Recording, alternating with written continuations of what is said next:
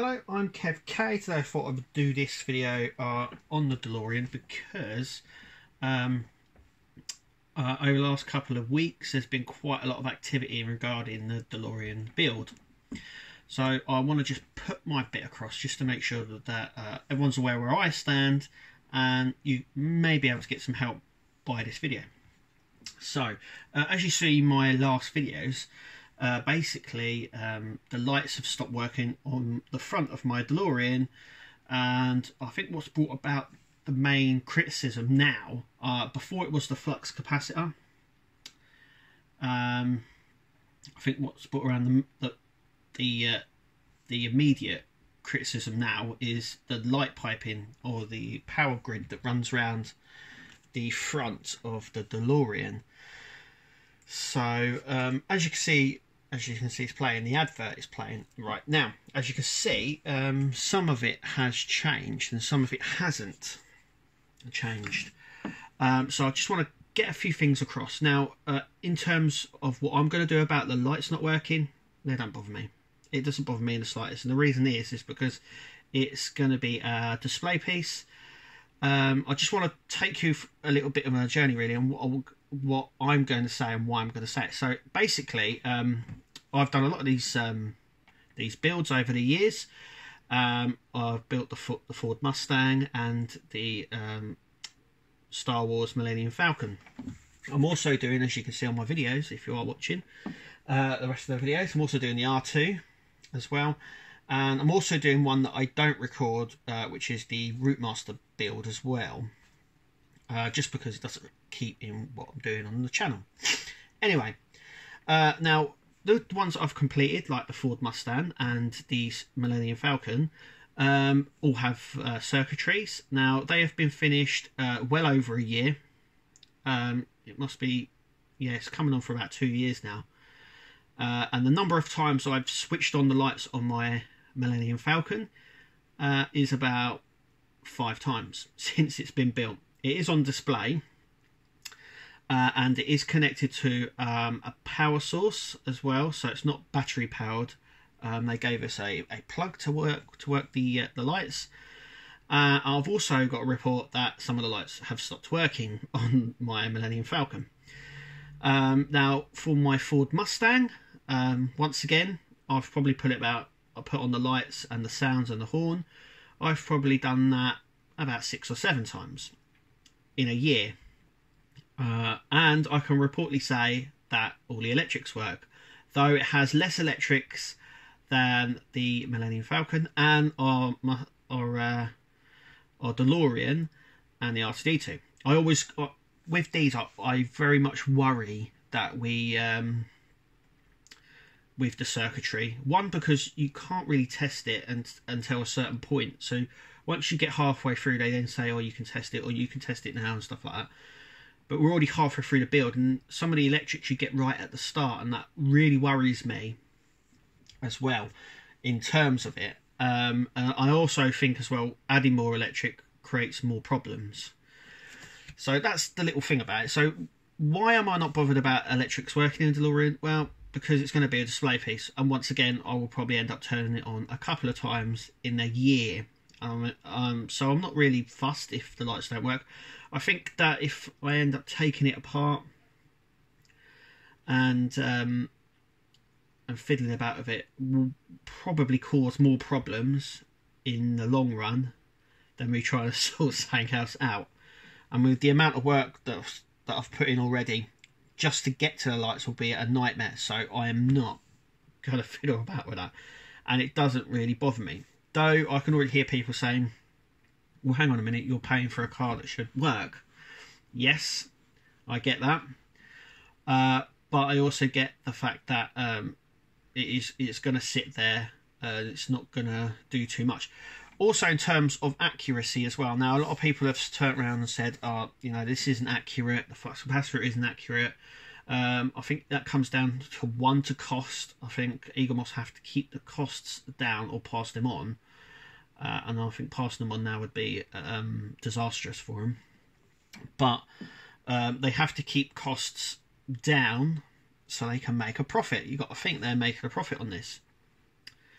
Also, as well, it's also pointed out on the accuracy part. Now, whether you build it by modding or you build it standard like I am, this thing is still going to be the most accurate replica that you'll ever get of us having the actual car. So, you know, it's going to be more accurate than the Hot Wheels, you know, more accurate than Diamond Select, more accurate than Hot Toys. It's going to be, whether you mod it or what, it's if you build it standard like I am, it's still, even with these slight inaccuracies, it's still going to be the most accurate version of the DeLorean on the market. Now, I know that some people say, some people will say that it's not, the flux capacitor is wrong or the gearbox is wrong. Now, I've always had a problem with things like this where they say, oh, but the gearbox is wrong. How you, like the engine, I could have lived without them not doing the engine. One, because I'm never going to display it like that. And also in terms of, I know I might upset people, but I mean in terms of the gearbox. Now, some people go, oh, it's an automatic or a manual gear, but it doesn't matter. You're never going to see that section. Now, I know some people might go, oh, but, you know, I know some people it might have to be accurate, and that's fine, and you can do that. But personally, for me, I won't, because it'll be a display piece. I'm not going to be viewing it upside down or inside out or whatever. So things like that don't bother me. Also, as well, it's worth noting that a lot of the electrics on the actual car in the movie, now if you go back and watch the movies, a lot of the outside electrics don't actually work on the DeLorean. Now, I don't know whether this was down to production. I know they used a sort of a standing car that didn't have any electrics. So a lot of the scenes, a lot of the scenes in the third film, a lot of the electrics don't work because obviously it ran out of fuel. Then again, as well, in the Back to the Future 2, once again, there's a lot of scenes in that where the power cables around the outside, the interior isn't lit at all. Or the outside, even the headlights aren't even on. In a lot of the scenes we see the DeLorean, none of this is on. So it's worth noting that if you do want to make this more realistic, just don't get anything on. But it's also worth noting that Eagle Moss do listen to us as well, and the criticisms as well. Now, I know we say we criticise it left, right and centre, but I mean, they were quick to change the instrument panel, give us the right one. That was a fault on their part. Also, as well, was the steering rod. But both of them signify to me that Eagle Moss are listening, but it's too late, and it should have been something that should have been flagged up much sooner as well. Also, as well, it's worth noting that the stuff online that you see on the official website is of the prototype car. So a lot of it will differ from what we got, i.e. the buttons where we push. Now, a lot of people have said that's not what we paid for. We wanted it all we wanted it all lettered, sorry. So we know which ones, you know, the main power it does, you know, the fusion, all that sort of stuff. And they've numbered it 1, 2, 3, 4, 5, 6. Now, you've also got to realise that some people are building this who are younger, and they need to make it demographic. Remember, they're not building this car or producing this car for just you. They are producing it for everyone, so it has to have that universal appeal. So having it 1, 2, 3, 4, 5, 6 means that someone, you could put that on a piece of paper. Oh, I know what number 1 is. I know having it little buttons and little writing may, people with bad eyesight maybe, or children or something like that who are building this and, you know, want to see, and they're like, oh, I think that says, you know, it's those sort of things, and you have to think that they're actually building this not for you or us. They're building it for everybody. It's everyone. It's got to be universal. It's got to be easy enough for everyone. Like I said before, I know there's been the problems with the flux capacitor and little bits of detail here and there. Like I said, this is still going to be the most accurate version of the DeLorean on the market. Whether you build it standard or mod it, it's still going to be the most accurate version. So I'm happy how my DeLorean is, with it working or not. Okay, so I know some people are. So I just want to also get onto the modding. Now, some of the mods I've seen are so good. I mean, whatever job you're in, you're in the wrong job. You you need to be in some sort of modelling, electronic, in the film industry at least, because some of the mods are brilliant, absolutely out of this world. I've seen some brilliant mods. The reason I don't get mods is for what I discussed earlier on, is it's a display piece. So this will be mainly for display purposes. So in terms of modifications, it isn't going to satisfy me having them or not. So I always build things to standard, because I feel that, you know, we're paying enough for this car. I mean, once this car's done, it's going to be about £1,500. A lot of money. Now, a lot of people go, oh, well, you know, I'll always like looking at the comments as soon as these things come out, because you know you're going to have a barrage of people going, oh, I could have bought a real one for that. You could buy this for that. But it's like a payment plan, so you're not shelling out the full amount straight away. You know, it's over time you're shelling that out. Yeah, I also want to talk about basically the decision some people are taking. Now, I've spent 2 years on this build. If I give up now, this thing has beaten me, and this is not going to beat me. For starters, this is not going to beat me. So I am with this until the end. But I think a lot of people are getting frustrated with the build, and I sympathise. You know, I have been frustrated, bored, couldn't care less with this build at times, and at other times I've loved it. I've absolutely loved this build. You know, but there's been some dark times where I've not contemplated stopping it, because I think that's a sign of defeat, and I'm not going to be defeated by it. But yeah, I have gotten bored with it at times, and I have got not too bothered about it over time. I think that's mainly down to the length that it's taken to build. I think it's just been a long build. It's been the longest one I've done. Now, normally, the 90% of the builds that I normally build are 100 issues, but 130 seems to be now the norm. Whether that's going to continue, it might do, it might not. I think they do it to egg it out a little bit more, to get a bit more money out of us. But yeah, so I just wanted to say that, you know, if you are feeling down, you are feeling frustrated, stick with it. You need to stick with this. This is, you know, at the end of the day, whether you got bored with it or you didn't want to do it anymore, you know, you're still going to have a really good model that you built. No one else can say that. No one else, you know, your mates can't turn up, or your family, and go, I built that, I built this.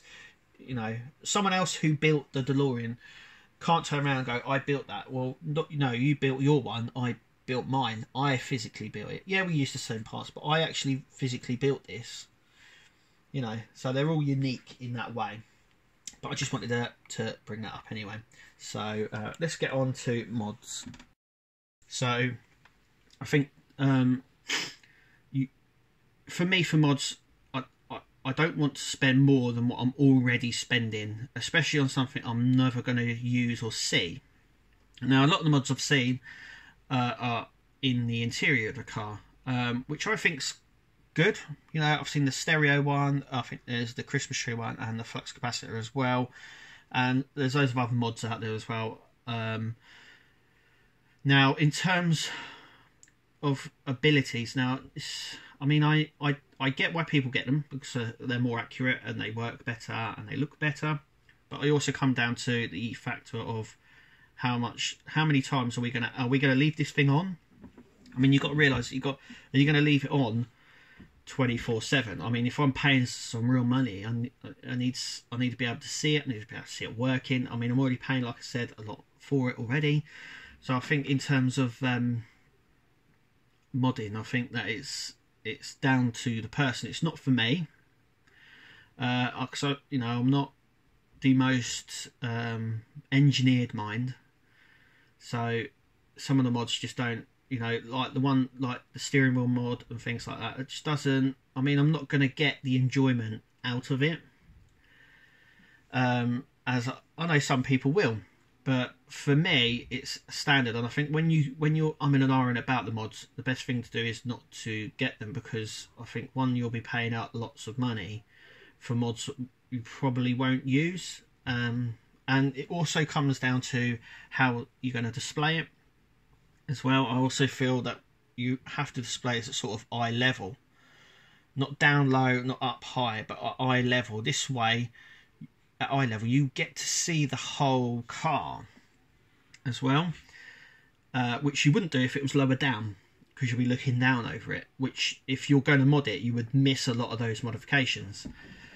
So that's my take on mods. They are brilliant, but they're not for me, and that is why I've not done them, and that's why I won't do them to any of my builds, because I think that the builds that come out are good enough, and that's it. Also as well, I also want to discuss the sellability.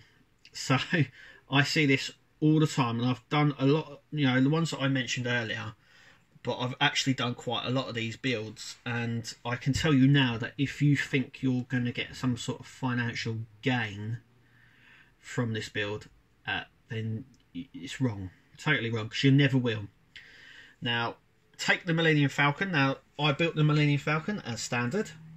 I never weathered it. Now people can, that's the mods as well, so you can weather it as well on that.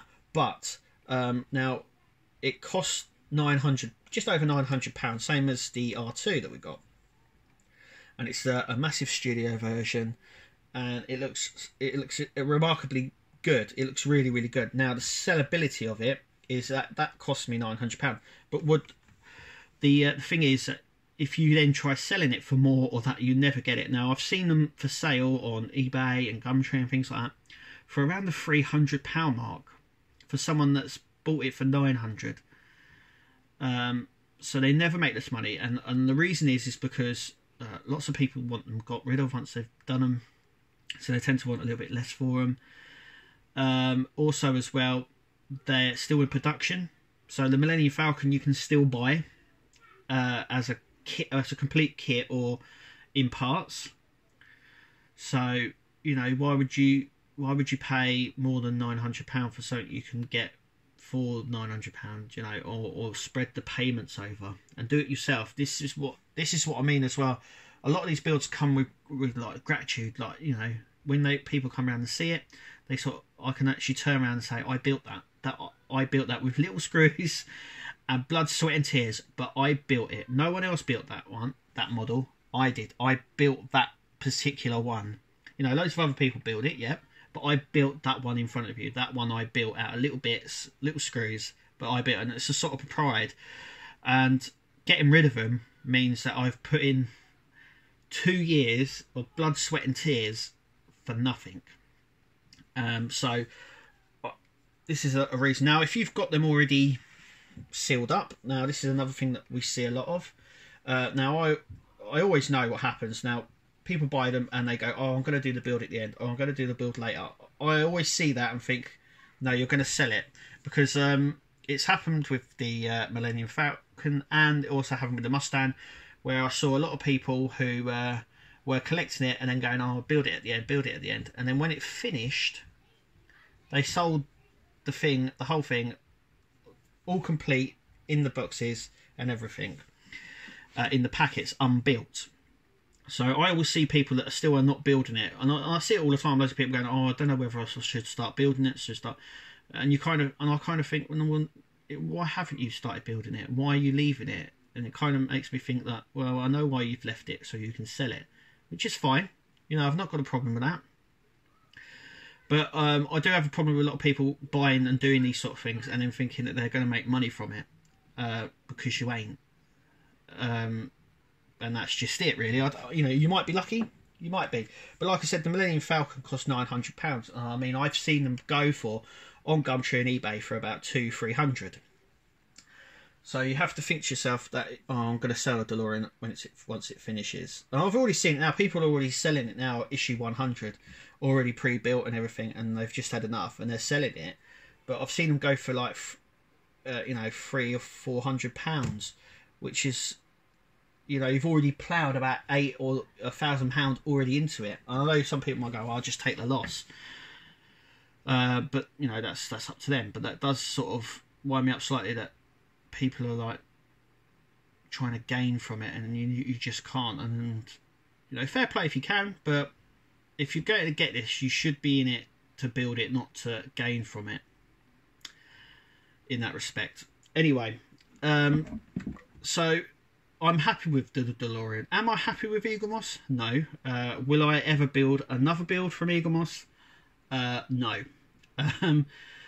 Now, that isn't because... I think it's mainly down to a lot of shabby work. I mean, it happens in every build, but I think Eaglemoss have been almost prolific with their badness on this build, and not just with the build. I mean, getting stuff out to people as well, and stock. Eaglemoss have had a lot of problems over the last couple of months, and it doesn't help them at all. You know, so I won't be building the Ghostbuster Ecto one. Now, you know, that's mainly down to, I think, Eaglemoss as well, and the build quality. And like I said, you know, though this isn't 100% accurate, I don't think at this size and at this stage and the price that we're paying, you'll be able to get it as accurate without doing some sort of mods. And that'll be the same for the Ghostbuster one as well, XO one. And the other reason why I'm not getting it as well is down to space. I've got a lot of models out and a lot of stuff like that, and it just comes down to space. And I think that you need to think this as well. Now, if you do a YouTube build video, I don't think you should necessarily get it just so you can keep your channel open. It has to be something that you want to do and you're passionate about. So there's that as well for it. But yeah, so getting back to the main question why I really wanted to do this was the light scenario on the front of my DeLorean. Am I happy about it? No. Does it bother me? No. Will I change it? No. You know, I'm still happy with the build. I'm a little bit cheesed that things are not working. Some of it's been a bit shabby, but I'm still happy that I've taken 2 years to get where we are, and I'm happy to what we have at the end of it.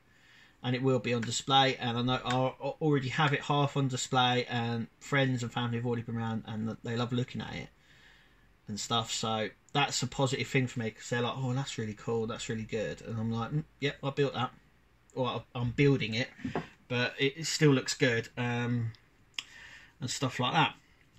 But yeah, in other builds it does come down to I will be doing other builds, but I probably just won't be doing the Ecto 1 or the Star Wars X-Wing. I do believe it's also coming out next year. 2 I won't be doing because I've already done R2 and the Millennium Falcon, and I've done a Mustang and a DeLorean. So now I've got to just juggle around space, and I think the Ecto one is massive. It's fairly big. It's bigger than some of the ones. Well, it's bigger. It's much bigger than the DeLorean and the Mustang. So I would have to judge where, if I did it, where I would put it, but I'm not, because I've been doing these builds for quite a long time. It's nice to have a little bit of a break, but I know there's other things coming out. I'm very much looking forward to some different builds coming out. Like this year they started the Route Master bus, which I am doing but not doing build videos on it, so that's something different and I like that. But I'm hoping that I've seen a lot of talk on the Terminator that they've got coming out, and they've done a test run. I'm hoping that comes out next year, and I will be doing that definitely, because that'll be a little bit easier to display than a big car. But anyway, that is us from the Nexus. I have been Kev K. Thank you for listening and taking on board what I've said. Remember, this build is yours. It's unique to you. If you want to mod it, you mod it. If you want your electrics to work, you want the electrics to work. If you're like me and things don't bother, you'll still enjoy it. Like I said, this thing will be as close as can be to the actual film model of the DeLorean. Whether you mod it or not, it's still going to be as accurate. Whether it's got little stickers that says 1, 2, 3, 4, 5, 6 over the controls to put the lights on, it doesn't matter. Those little bits are only little. You know, the look of the car, the outside, the interior, it's still going to be as close as they can possibly get it as well. So I'm happy with what I've done. I hope you're happy with your build, and if you are not, it's a real struggle for me, because I think that a lot of people get very unhappy with it. And I said I was going to go, but I just want to make this my last thought. Now, I was going to... Anyway, that is it from us here at Nexus. Thank you for listening and taking the time to listen to this, because I know it's gone on for quite a while. But I wanted to get a lot of things out about the DeLorean that I've seen a lot of posts about and stuff. Anyway, that's us. And thank you for checking it out. And we'll see you at the next video.